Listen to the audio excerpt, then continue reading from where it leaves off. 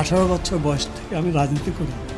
সাবেক মন্ত্রী ও জাতীয় পার্টির চেয়ারম্যান আনোয়ার হোসেন মঞ্জুকে তুলে নেওয়ার পর ছেড়ে দিয়েছে পুলিশ। 2 সেপ্টেম্বর বেলা 2:30 থেকে 3টার দিকে তাকে তুলে নেওয়ার প্রায় 5 ঘন্টা পর রাত 8টার দিকে ছেড়ে দেওয়া হয়। কেউ না বুঝলেও আমরা আপনার প্রয়োজন বুঝি, আর তাই তো অত্যাধুনিক ফিচার সম্বলিত বিভিন্ন সাইজ আর কালারের 250-টিরও বেশি ডিজাইন অপশন নিয়ে ওয়ালটন স্মার্ট ফ্রিজ বোঝে আপনার প্রয়োজন। ছেড়ে দেওয়ার বিষয়টি আনোয়ার হোসেন মঞ্জু নিজেই দেশ রূপান্তরকে নিশ্চিত করেছেন রাত 9:30টার দিকে। তিনি বলেন, আমাকে নিয়ে গিয়েছিল, কথা বলল, চলে আসলাম।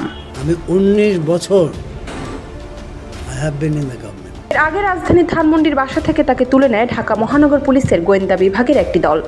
আনোয়ার হোসেন মঞ্জুকে গ্রেপ্তার করা হয়েছে বলে একাধিক গণমাধ্যম নিশ্চিত করেন ডিবির যুগ্ম পুলিশ কমিশনার মোহাম্মদ রবিউল হোসেন ভুইয়া। তিনি বলেন, ডিবি পুলিশের একটি দল তাকে গ্রেপ্তার করেছে। তার বিরুদ্ধে 5টি হত্যা মামলা করা হয়েছে। এখন তাকে ডিবি কার্যালয়ে নেওয়া হয়েছে।